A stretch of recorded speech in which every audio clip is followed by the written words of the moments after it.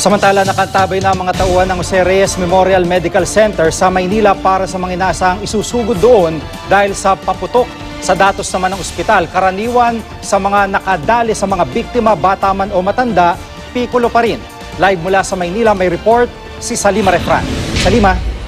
Jiggy, 25 na nga ang bilang ng mga dinala ditong biktima ng paputok dito sa Jose Reyes Memorial Medical Center. Magmula nga yan noong December 16. At habang papalapit nga, Jiggy, ang pagkapalit ng bagong taon ay nakahanda at nakatutok ang buong ospital para sa mga posible pa maging biktima ngayong gabi.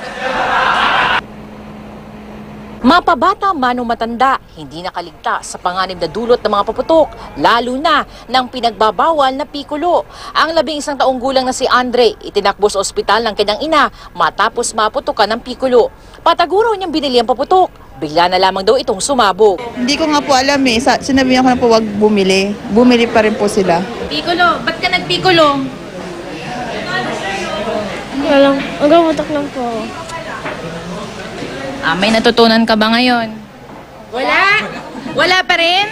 Meron. Hindi ka na Ano Pikulo rin na nakasugat sa 10 taong gulang na si John Ray. Galing daw sa kanyang kalaruang paputok na agad sumabog matapos sindihan. Mapapalo ko pa nga po siya kanina eh. Sabi ni Papa niya, wag na raw kong paluin.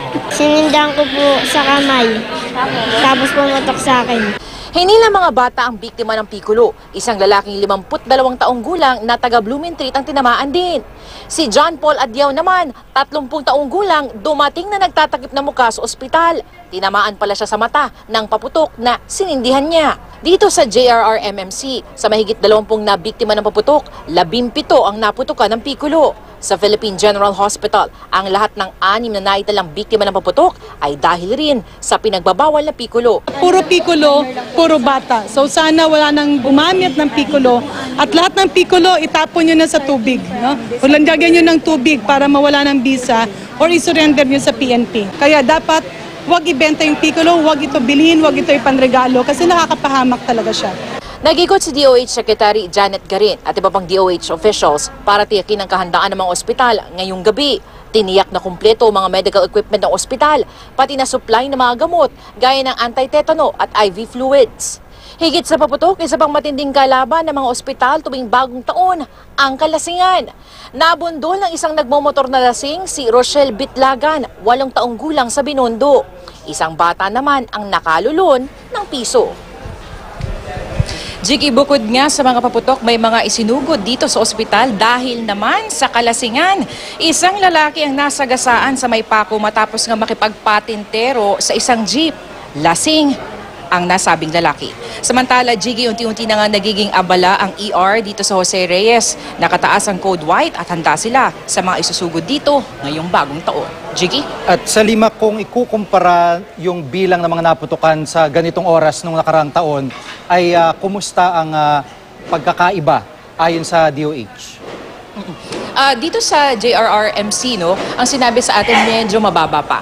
Maaga-aga pa raw, no? Alas 9 pa lang ng gabi. At ang sinasabi din nila dito sa atin, kadalasan tumataas o dumadami yung mga biktima ng paputok pagkatapos na nung alas 12 ng gabi. So mamayang gabi ay mag-aantabay tayo dito kung gaano karami nga ba talaga ang mabibiktima ng paputok ngayong taon.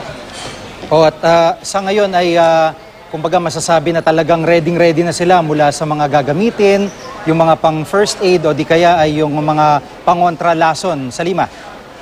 That is correct, Jiggy. No? Kanina pinakita nga sa atin yan, yung iba't ibang equipment nila. At maging yung mga opisyal nga ng Department of Health ay tiniyak kung gaano karami at dapat kumpleto yung kanilang medical equipment, maging yung kanilang supply. At sinasabi nga nila, handang-handa na sila sa kahit na anong mangyari ngayong gabi. Jiggy?